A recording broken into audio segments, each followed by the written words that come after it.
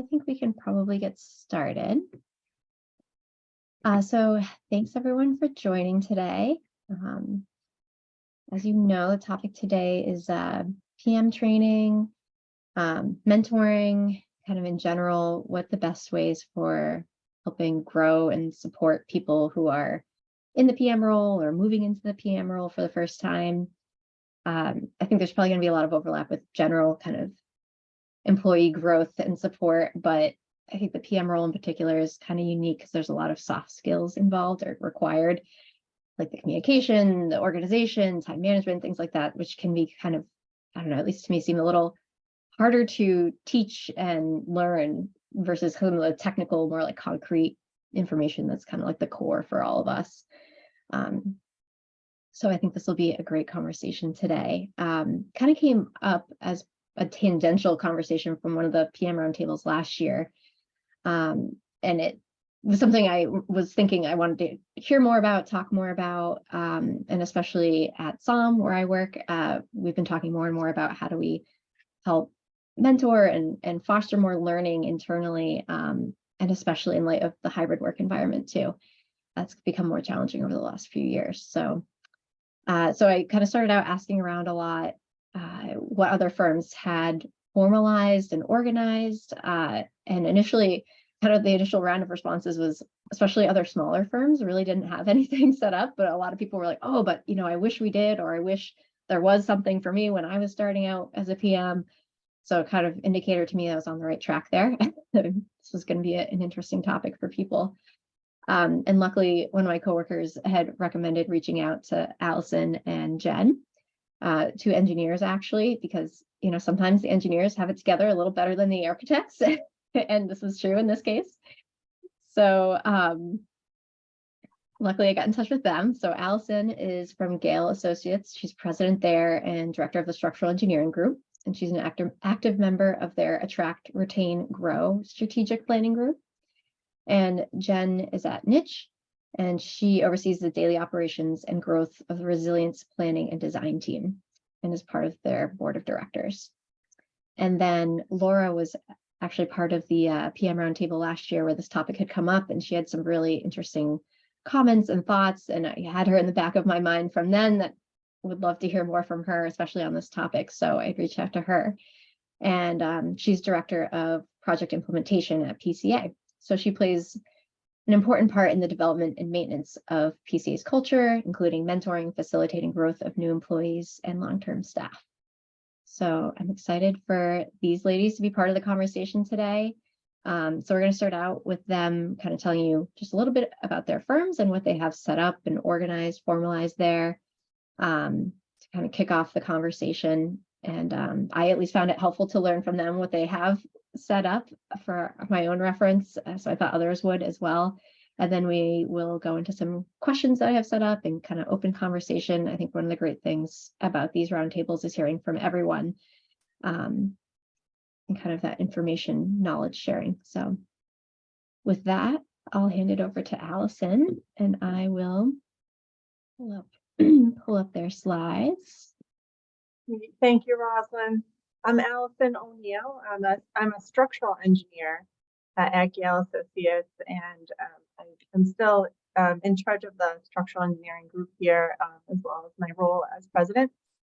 Just a little bit about Gale. We've been in business for 59 years, and we've got 100 employees up and down the East Coast. You can see on the right side of the slide where our offices are located. We're a privately owned firm. And if you go to the next slide, Rosalind. Thank you. We have a dog-friendly workplace. We have a lot of emphasis on our culture. So we have our core values are collaboration, opportunity, respect, and equilibrium. We are always part of the best firms to work for, the White survey. So we've been able to win that for 9 years in a row. Our technical disciplines are on the lower right, but generally we have engineering, civil, structural, and building enclosure, which is an engineering and architecture discipline. So we kind of bridge both of those there.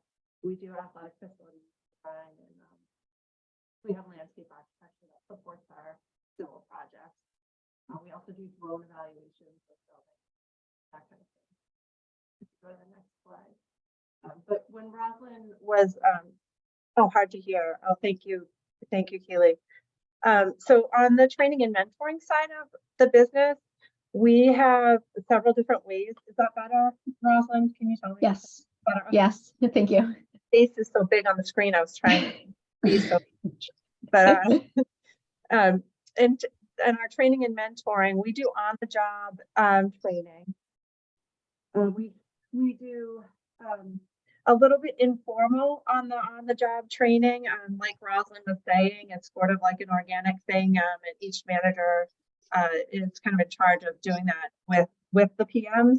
But we also do an off-site training, which is run by PSMJ, which we feel touches on more of the technical skills that the project managers need to succeed as far as financial management, just communication, logistics, but with managing your team, whatnot. We have online training as well. That's an ongoing component to our development. And we have safety training with like OSHA safety training and whatnot. The annual review and feedback process is part of where we document what that career path can look like. We have a couple, I'll show you on the next slides, but we have a couple of different paths. We have a project management path and a technical leadership position where you wouldn't be doing management, but you're technical, basically technical expert in your division. So it provides opportunity for at least those two paths. I know Laura don't have to be a spoiler, but Laura has a lot of great vision on like even more than those two paths, which I absolutely loved hearing about. But that's kind of the way we career path at Gale. As far as the review and feedback process, we have a 3-month check-in and a 6-month check-in. We basically have kind of like a report card type. I know it sounds cheesy, but it's just basically an opportunity for us to check in with everyone after they start and see how things are going. And then we have an annual review process that involves a self-evaluation where the employee will self-evaluate and provide that feedback to the manager, and the manager completes the review. And that really helps with goal setting. And what we use is that career path that we have all mapped out for them. We use that to find what goals they want to set for the next year. And that really helps as part of the review process to work together on where they're going. So, and then we also are just starting to develop a mentoring program based on feedback from our surveys that we do, our internal surveys at Gale. We'll ask people, what do you think we need? And this is one of the things that they thought would be helpful. So it's under development. We're launching a pilot program for 6 months next month, and it's voluntary. And we're going to be issuing a mentor-mentee handbook and some regular meetings to go with that mentoring program. So next slide, please. Oops, sorry, it's a little slow here. There we go. Right, so like I said, we have 2 career progression paths that are actually a formal spreadsheet. I'm such an engineer, but we are all engineering minded here, so we think in spreadsheets. And so I'll show you on the next slide what that looks like, and it looks very engineering. But anyway, it at least provides some level of guidelines on what the job expectations are, what the next level looks like, and what you need to do to get to that next level. So we're still cutting in and out. Okay, thank you, Sarah. So if you just flip to the next slide, Roslyn, because I think that my mic is just not working too great. Sure. This is what our career path looks like. Our job description, direction received, typical duties and responsibilities. So we have a lot of bullet items here that people can look at, see how they're doing, or see what they feel like they might need to work on. And there are also discussion points for when we have our annual reviews. So this is the project management track. And if you go to the next slide, practice leader, which is our technical career path, has a very similar track as the PM track, but then as you get into a specialist role, those management tasks are no longer in the practice leader's career path, and it's more focused on really specializing those technical skills. So that's our annual review process and our career progression. If you go to the next slide, that's my last slide. Something that I've done with the structural group is taken the Gallup's Clifton Strength. And so we each took this, and I kind of just came up with this on my own. So all groups at Yale don't do this, but we took the Gallup's Clifton Strengths, and it categorizes your strengths into 4 different sections. You can see the colors on the bottom of the screen: executing, influencing, relationship building, and strategic thinking. So each person gets their own report. And then what I did was I mapped everyone in our group. And the premise behind this is to let people know where their strengths are and how they can contribute to the group. And not only that, but when projects come in, kind of really figure out who's going to be best suited to have each role in the project. We have reviewed these and gone through different exercises with these strengths to say how we identify that we use them, how each other identifies that each other uses the strengths, and where specifically that we've applied those strengths. So we've done different exercises with this, but another piece of this is just everyone that I've talked to at least feels like they need to be well-rounded. I think we've been told our whole lives that we need to be well-rounded, and this matrix just clearly shows you that you don't need to be well-rounded and that you can focus on your strengths. And as long as your team is well-rounded, then you're in a good place. And it just kind of really reinforces that people can be who they are and not necessarily focus on rounding out all of those skills and being able to utilize their strengths. So that's just something that I've done with our group, and we use this matrix frequently when we're talking in our meetings. So that's my last slide there. Sure. All right, Laura, over to you. Awesome. Thank you, Allison. I also enjoy learning about what Gail and Mitch are doing. And so it's nice to be able to have a platform to share ideas, because I think they are similar, just achieved in slightly different ways. So PCA has been around for about 40 years. We actually just celebrated our 40th anniversary. And so I just included a few things that kind of inform our culture. Like Gail, we have a strong focus on culture and growth and relationships at our firm. We have 70 plus employees, all located within one office in Inman Square. We're a JUST certified organization and a 2022 AIA Emerging Professional Friendly firm. Those are things that certifications or recognitions that we got just by kind of telling people what we have been doing. I've been at PCA for 18 years. I like to tell people I started when I was 12 years old. You know, it's always been who we are. And so it was nice to get the recognition from outside sources just to illustrate that other people understand kind of our culture as well, and that it is in line with where people want to be and work. So that's just kind of some broad ideas about PCA. If we go to the next slide, I included some big ideas. We have lots of different programs and things, you know, very similar to what Allison mentioned with Gail.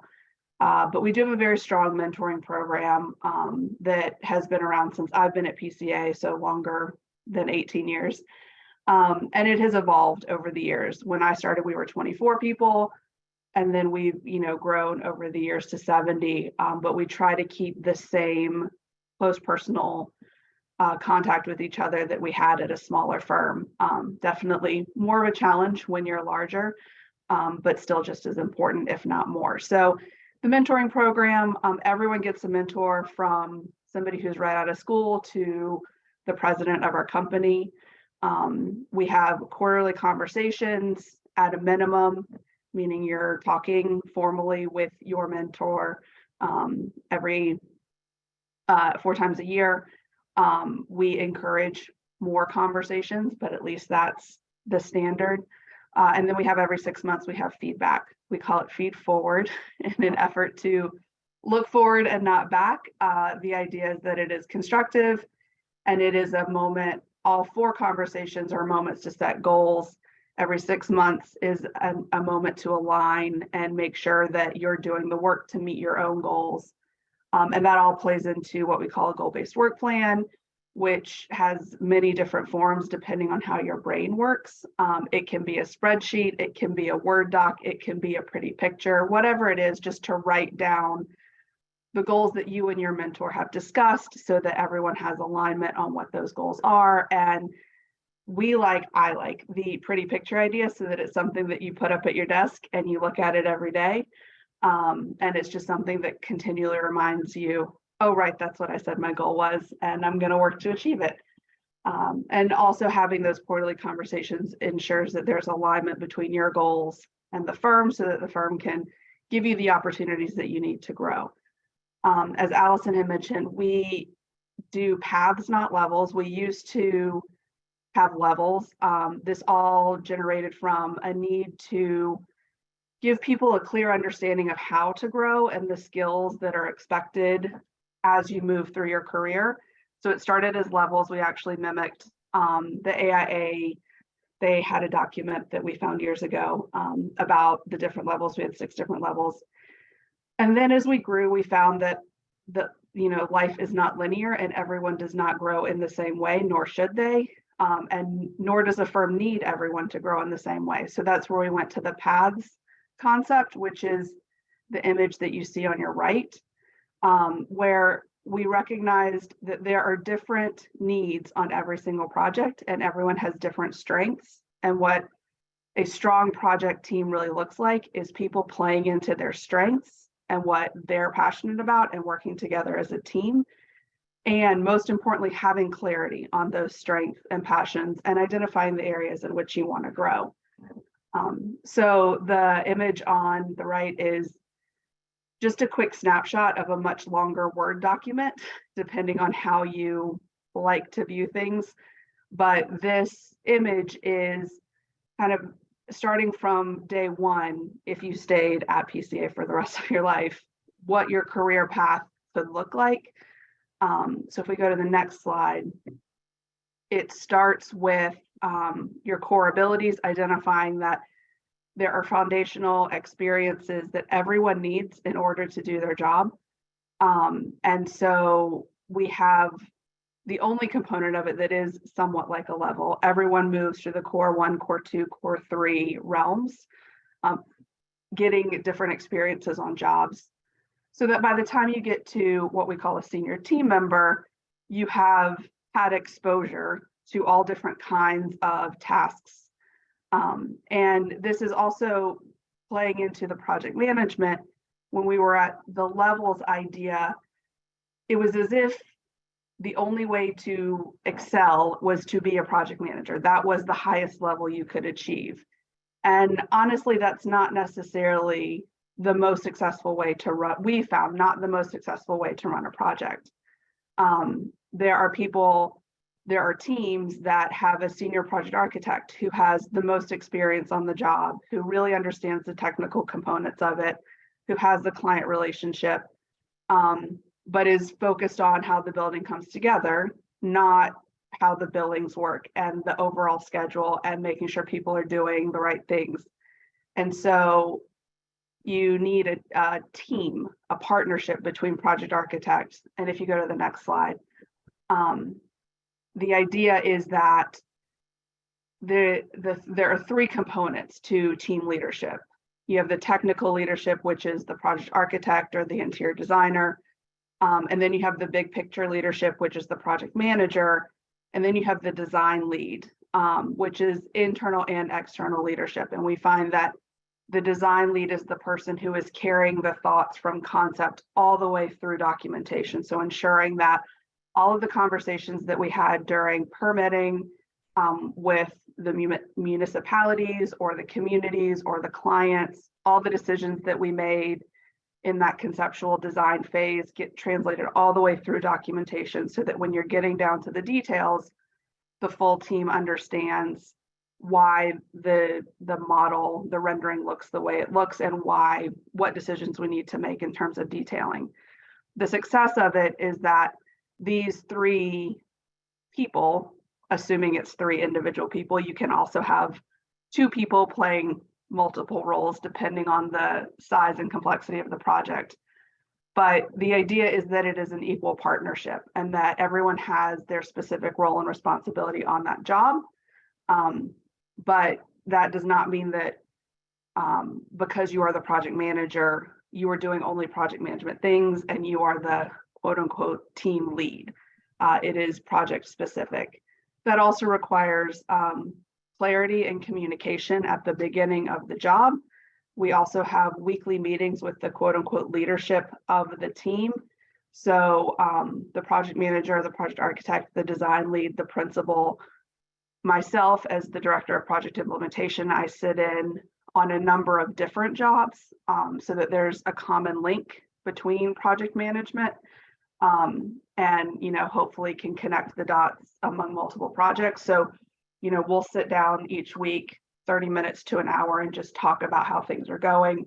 This is a great way to stay ahead of staffing and billings and schedule, and just take a moment to get out of the details and think big picture. And so then the last component of this is the next slide, where we have all of the roles and responsibilities written down. And we really looked at what the breakout is between what project management specific roles are, project architect specific, interior designer specific, and design lead specific items are. And like I said, one person can be doing multiple things, with the caveat that we have found that someone who is the project manager should not also be the project architect, because you want one person at 30,000 feet and you want one person at 5 feet, and it is possible, but it causes undue stress to be switching back and forth in an effective way to keep the project moving forward. So ensuring that you have at least 2 people who are thinking in different realms is important. But again, at the beginning of the project, sitting down, having the team talk about what their strengths are, what they're looking to do on that project, what experiences they're looking to achieve. And at the end of the day, anybody can do anything as long as all of the things are checked off and everyone understands what's in their realm. And this is also to say that, say you've gotten through the senior team member, you're looking to start out on the paths. And the idea is that you get to try a bunch of different things. So you get a junior level project architect experience on one job, and then you want to get some project management experience on another job, or while you're doing the project architect role, you want to get exposure to project management, or vice versa. This allows more access to more things at an earlier phase too, because the other thing we found was that project management was kind of this thing that was held to the end, like, oh, you'll learn it when you get there. And that creates a need to kind of make it up as you go once you get to it, and tackle things that you could have learned a long time ago in the moment as they're happening. So trying to make that information accessible to all staff at an earlier phase when they're interested, so everyone can try everything out, is really important to us. There are a ton of other things that I didn't include in here, but that is the big picture idea of mentoring at PCA. So I will turn it back to Rosalind. Thanks. And Jen is up next. Slide over here. Here we go. Great. Thank you so much. I'm really happy to be here today as part of this panel to talk about mentoring and leadership training that we're doing at Niche. I think your point, Rosalind, earlier about how at this point in our workforce development, as we're coming out of the pandemic, we're realizing that it might be time to reevaluate how things were before and how things worked during the pandemic, and now what does it look like now? So this feels like a really great time to get together and share more ideas to see how others are doing it and maybe what we could even do a little bit better. If you go to the next slide, I'm sure a lot of people are familiar with niche, but we're on 30 plus years right now. We do have a range of engineering expertise, civil, transportation, and structural, along with our survey department. My focus in resilience planning and design is on our green infrastructure and planning services with GIS. But one thing I wanted to mention here, especially, is that niche is really proud of our values-driven culture. And one of our core values does center on continuous improvement. And we really take that seriously from the minute that you come into working for niche all the way through the top. We're always doing training, it feels like, of different types and mentorship. I think our staff sometimes are like, more training, but we really do feel like it's important. And so I'm going to talk a little bit more about that. Let me go to the next slide. So touching on a few elements of how things work at niche, we do have a mentoring program, which I know is part of the focus of today's conversation, but I wanted to touch a little bit on our career pathing, as Ali mentioned, similar to what they're doing at Gale. We do have specific project manager training, which is actually currently being reevaluated and re-implemented, so I'll touch on that. And we have a huge focus on leadership training, which actually ties to project management very closely, but other folks are involved, even not quite yet at the PM level. So we've had a mentoring program for many years at niche. It is a voluntary program where mentees and mentors voluntarily enter a relationship, really focused on getting to know more about niche and the niche culture, building more relationships across the firm, and getting that professional advice that sometimes even gets into a personal professional advice. As we know, that's how we all come to work. We're not just professionals. So a lot of the mentoring centers on that work-life balance as well. We develop these mentor profiles, and the mentees can go in and kind of see what all the different leaders at niche are about, and try to select one for them, or they can work with HR to get a mentor that might be a good fit for them.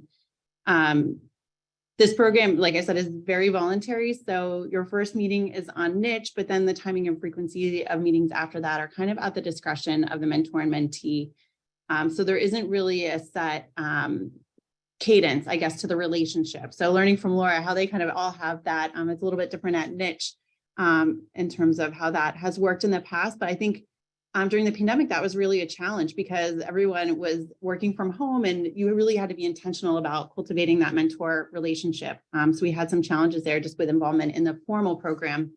Though I will say we have a lot of informal mentoring that's happening every day, or coaching, however you want to phrase that. But that's our formal mentor program. For career pathing, we've been working on developing this over the last few years as niche has started to grow or continue to grow, and trying to formalize what the expectations are for people working through the different levels, from designer, mid-level, and up to management level. And like Ali, we have a technical and project management track. So interesting to see those similarities. But we really touch on your technical and project responsibilities, as well as how your role might touch on business development, or recruiting, or diversity, inclusion, and belonging. And then the KSAs that go with all of that, especially around communication and time management, which is so critical for our industry. And it also works on our core competencies, which include things, again, like emotional intelligence and communication and attitude, and all kinds of things like that. So I think I have an example on the next slide, which is tough to read. Again, a spreadsheet.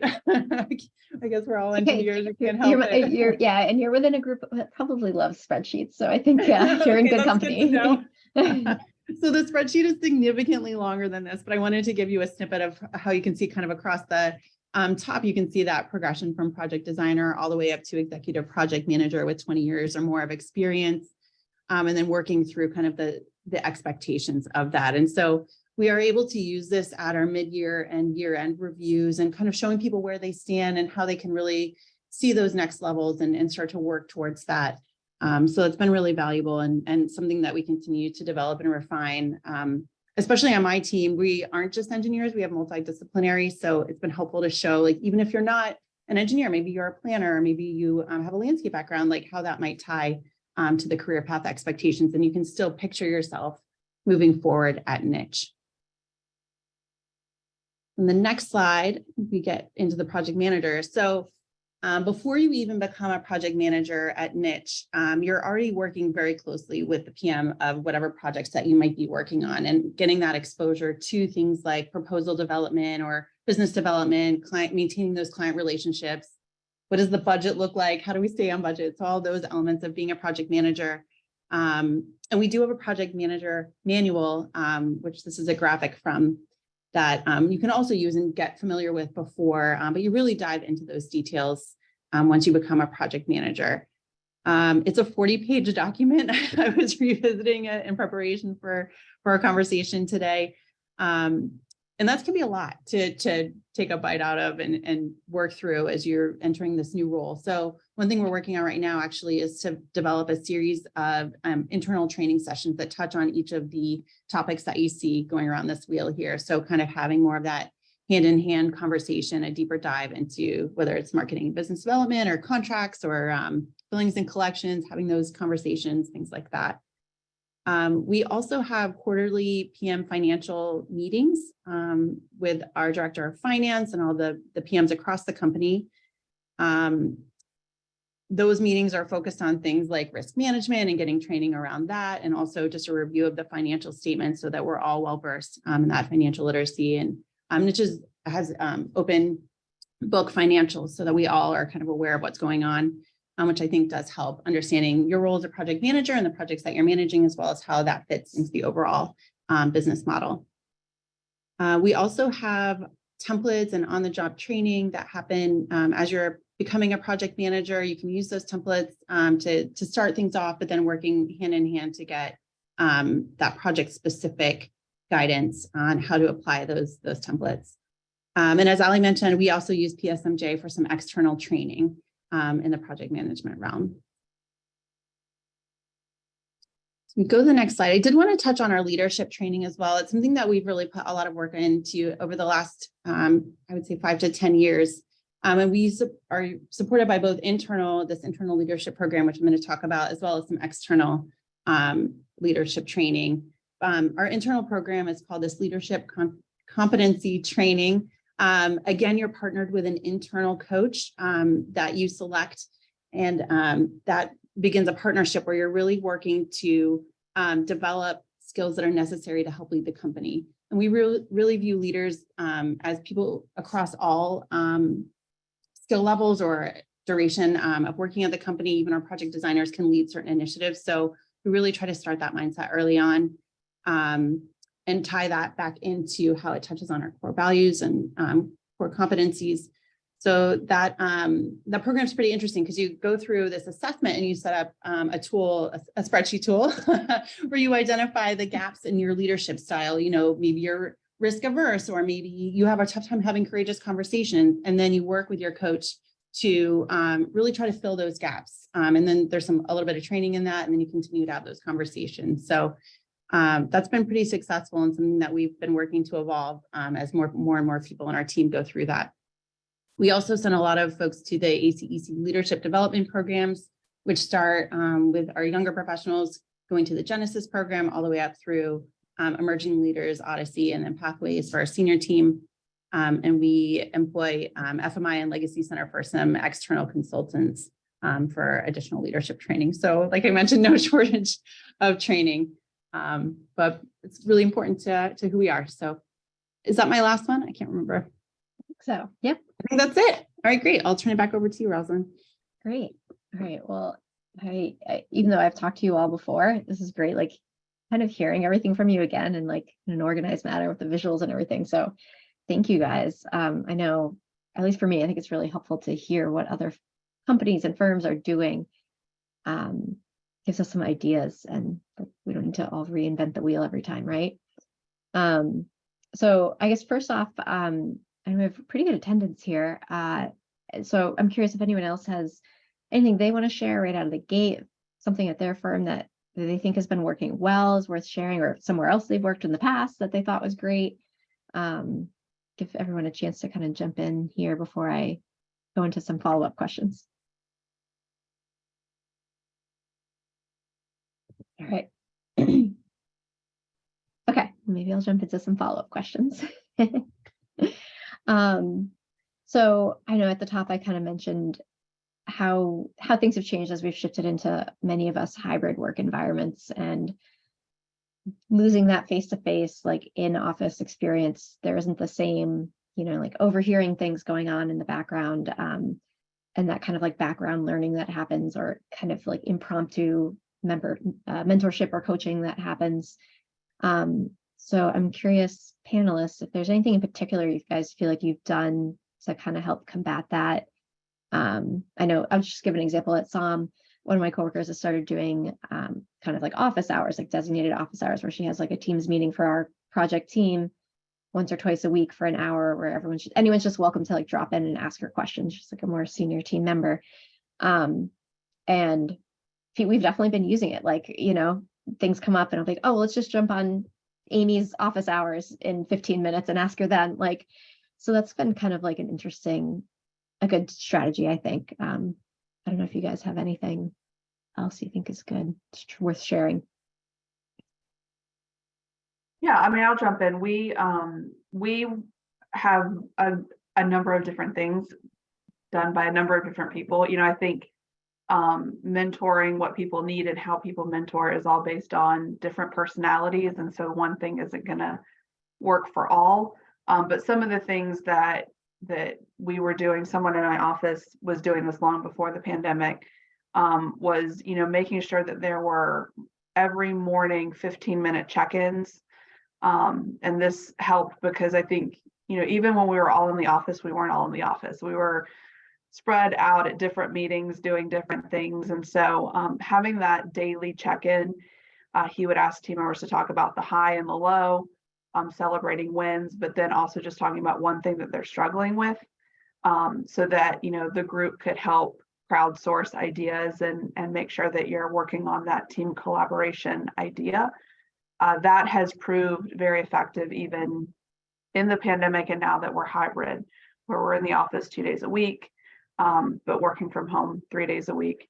Having that routine scheduled check-in, just so that you have 15 minutes where you're not in the zone and you're hearing what other people are doing, is very helpful. We also have, we really, now everything is so meeting focused. You got to get it on the calendar to make sure that everyone shows up and that it happens. And even when we're in the office, we have some people who moved outside of Massachusetts, so there's still that hybrid component. But making sure you're having stand-up meetings, we're doing what we call popcorning, making sure everyone has a chance to speak up and talk about what they're doing. And then, weekly QA/QC meetings where we meet with our QA/QC person and bring specific questions and use that time to really workshop ideas. It's all about trying to schedule now the face-to-face as much as you can. And I think that helps people have a level of comfort outside of those meetings. They've built a relationship and then they feel more comfortable asking questions. And I make it a point when I don't understand to ask, so that people understand that, like, at no matter what level you are at, you're never going to know everything. And honestly, I've probably forgotten it. I might have known it at some point, but I don't remember it anymore. So I always just ask and be like, does everyone know what this means? Because I don't think I do. So creating a culture of curiosity is what we like to call it. Yeah, I think that's a great point about asking questions and not being afraid to ask questions. And as a leader of a team with people, and sometimes we've talked about traditionally, you are the most experienced on the team or have the most knowledge. But I can remember a PM that we had at SOM, her asking some questions with like even just our consultant team, like, well, what is this piece of equipment doing? What is the, purpose of this? Or why are we doing this? And there are questions I was having, but would have been too nervous to ask. And I was so glad that she was asking them. So I think that's a great point and great reminder. Let anyone else jump in if they have thoughts. I'll keep things moving, but I don't want to, Well, I would just add to that, Laura. I totally agree. There's been a lot more of that intentional check-in time. Beyond that, now that we are trying to get more alignment back in the office, I think it's been really important to try to capitalize on those times when we are together and go back to some of those things from the before times, where you're overhearing or you pull someone into a meeting or, even just like grabbing someone and saying, oh, we're going to go have a lunch with a new client or going to this industry event, and trying to remind or even show people for the first time some of the different or more fun parts of our jobs that were kind of lost during the pandemic, and getting some more energy behind that. Because I think some folks who have never seen that are like, what's the point of doing that? And so being able to bring them in and really share the benefits of those relationships and even that collaboration around the design table has been really fun to kind of bring that back and introduce some of the newer team members to that dynamic. Great. So another question I had, both for panelists or anyone from the group, please, you're welcome to chime in.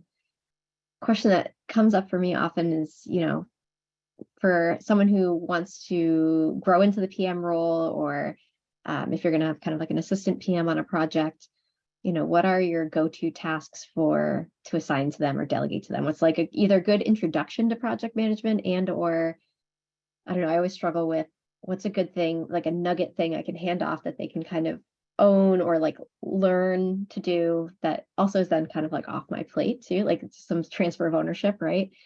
So I'm curious what people's thoughts are and suggestions are there. It's kind of like a personal question, but I assume if I'm wondering it, other people are wondering too. So Yeah, Rosalind, I can help a little bit with that, at least from my perspective. I think many of us have trouble delegating. We talked a little bit about this when we met before, but it's hard to let go, right? When you figured out how to do something and you really think you do it well, and to peel that off, and that, I think the biggest thing is to know that that person might not do that exactly the way you do it, and that's okay. And just to have that expectation. So whether it's just peeling off the little design piece or a calculation in my field, like go do this calculation. It's amazing to see the you give this direction, this person comes back with what you thought you gave them to do, but sometimes it's not what you expected to receive back. So you learn a lot about yourself and what you had assumed in your head as to what they would do. So I think that in the delegation process and getting used to that, you kind of need to reframe your mind and expect that it's going to come back and it's going to need more work. And then once I think you realign that expectation of how that delegation process works, then you can learn how to delegate more, because you're going to start to factor in the time that it takes to delegate. And then not only are you freeing up time long-term for yourself, but you're also helping someone develop a skill that they weren't developing before because you were doing it.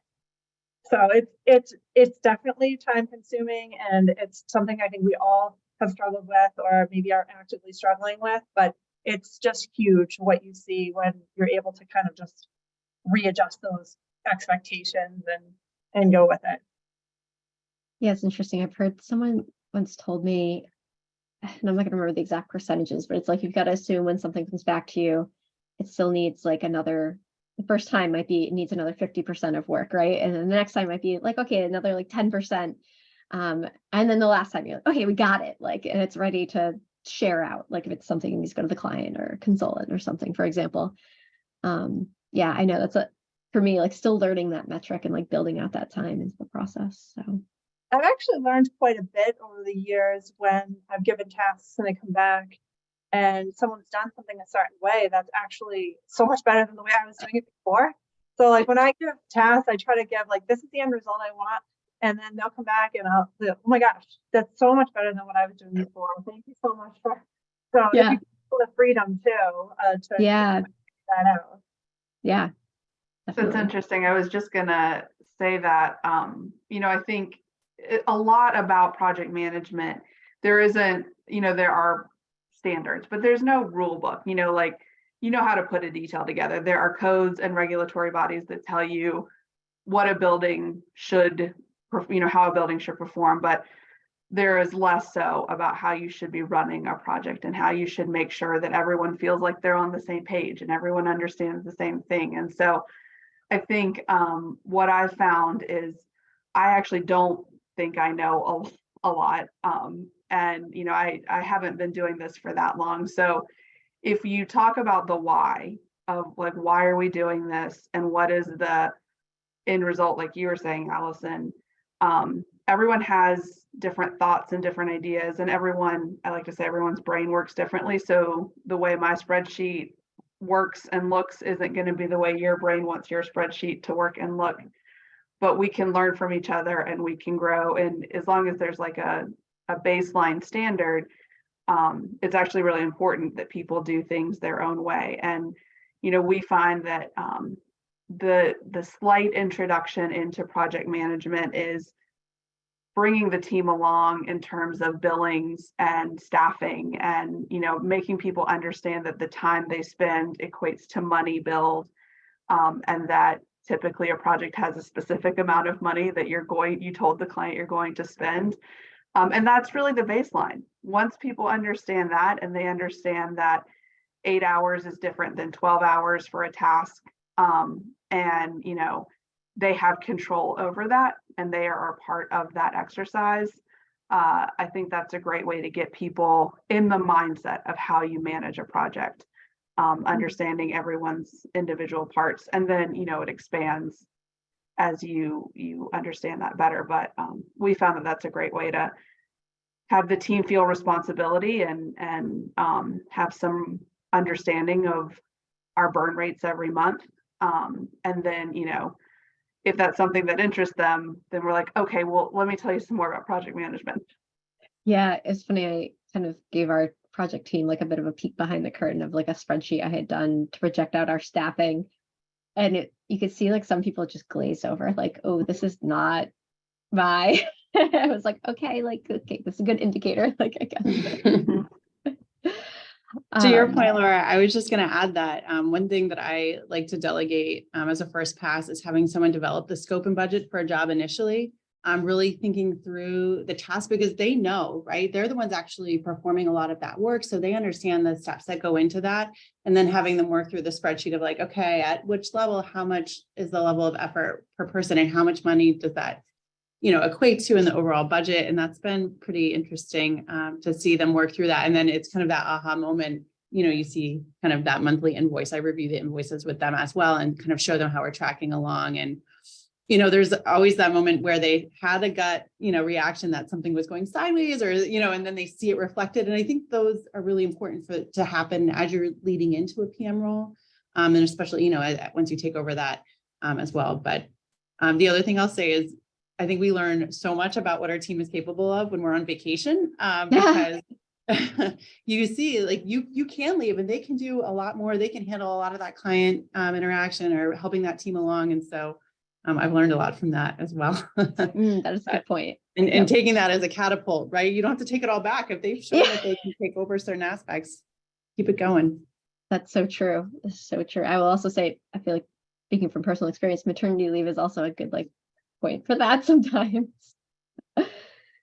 All right. Another thing I wanted to bring up, which I know, Laura, you talked about in some of our conversations leading up to this panel, and Jen, I know you mentioned today too, is kind of like templates and guides for project managers that you have. And I'm curious if there are specific ones that you think are most useful, most used. Laura, I remember you having, and you kind of touched on this a little bit earlier, actually, it's, you know, we all kind of think and work differently. And I definitely have a propensity to want to like get very detailed in my templates and like, you know, guidelines and things, but remembering that people work differently and every client and every project is different too. So there's kind of a tipping point, I guess. So I'm wondering if you guys could talk a little more about that and what you've found to be good, useful resources, and what you found to maybe doesn't end up getting used as much. Do you have any thoughts there?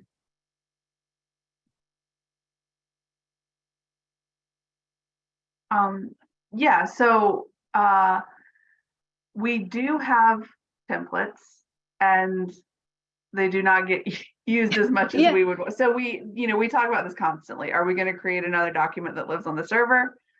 How are we going to standardize this thing? We think this is important, but it's a lot of effort to do. And then I even forget that I created it. So how am I going to expect 70 other people to remember? Yeah.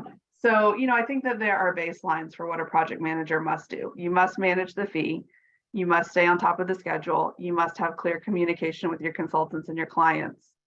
And I'm sure there are other things that fall into that. But, we do have tools to do all three of these things. We're changing our platform. So hopefully some of the Excel docs that we've created over the years get taken over by cloud-based tracking that can do more things for us instead of us doing it. But, we have a billing matrix. We ensure that you have to make sure that every invoice you approve from a consultant aligns with the fee that they said they were going to bill you and the percent complete of the drawings that you have seen.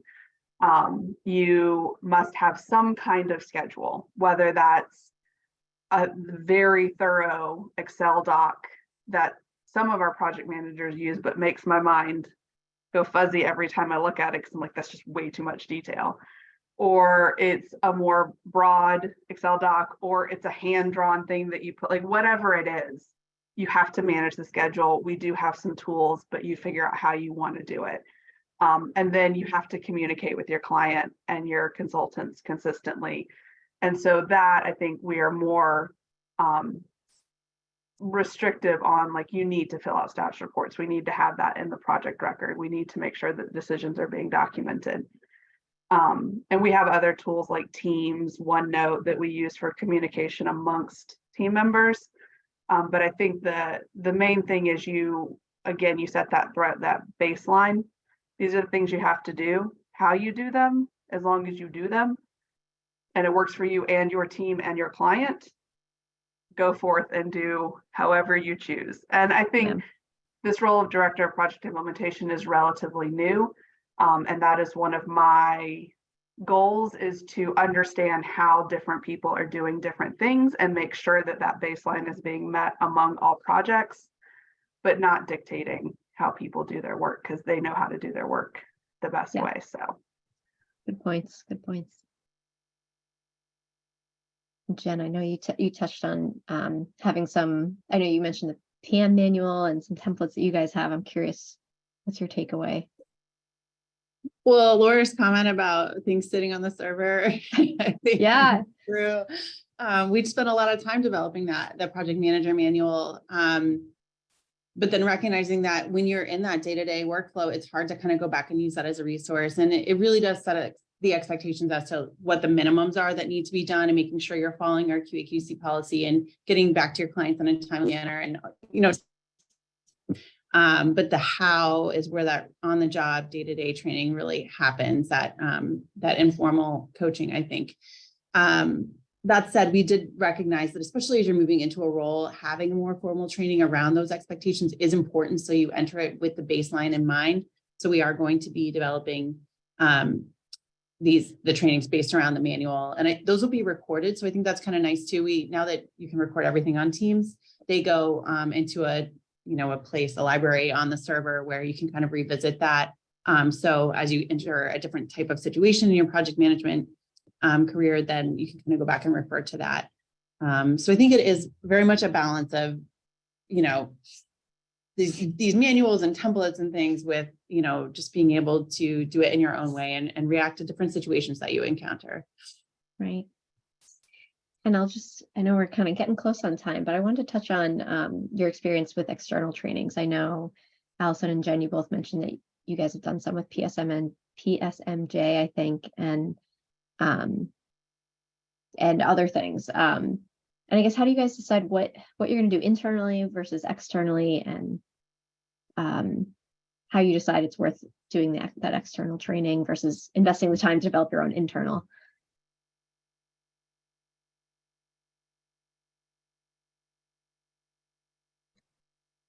We know that these external trainings tend to be a little pricier, but also if we were going to develop our own internal training is also going to cost us a lot. So I think we just like to have a mix, because when you go and you listen to someone, we are picky. And I think Jen's also said the same thing. We're picky about what external trainings that we send people to, because we want to make sure that they're getting good information and not just something that's well advertised. So that's why the PSMJ is geared towards our industry, and we've had success with it. It's the one that we send our project managers to, the 2-day intensive program where they can do it. Ours have been mostly in person. There is an online option for those. And we've had really good feedback and people coming back saying, I didn't realize I was doing this a little bit differently, that maybe I can pick up a bunch of tips. So I do think that there's value to listening to someone outside of your organization give you some general, tips on how to improve your project management skills, and something that we might not be covering here at Gale. And then I think that our internal training is more informal, and we meet, in person, and just really personal coaching is what ours is based on. Let's sit down and do this labor projection for this project. Let's sit down and go through these invoices together and look at the WIP, which is the work in progress. Like, look at what we spent, look at what we're billing, look at what percent complete we are. And all those types of things are really need to sit down and do those together. So that's kind of my comment. Thanks. Jen, I don't know if you have any other thoughts to add. No, I would say pretty similar. I think there's always value to bringing in new ideas from external training, and especially some of those industry standards. And then we focus our internal training more around those topics that are really touching on niche specific culture or our core competencies that we really want to focus in on. So I would agree with Allie on that similar mindset. Great. And Laura, I don't know if you have any last thoughts here. I don't mean to exclude you here. Oh, no, you can, because I specifically said we have not found any yet. Yeah. I think it's interesting, and I don't know if there are more trainings that are geared towards engineering than architecture. I think from a project management side, it's pretty similar, but I am open to hearing about external trainings and what has worked for other people. We have just yet to find one that really relates to what we do and will give us the most bang for our buck. So we stick to internal at the moment. Great. And I'll just. That's right. It was Laura, it was you that I was thinking of that said about the external training when we were talking. Any thoughts or questions from the audience before we wrap up? I know we're just hitting up on one here, so we'll let everyone go in a moment. Just want to give our people an opportunity if they have any thoughts or questions. All right. Well, thank you everyone for joining. Thank you to the panelists for coming today and talking with us. I think this is a really great conversation. Okay. Thanks everyone. Thanks, Take care. Rosalind. Thanks so much. Thanks for having us. Bye. Bye.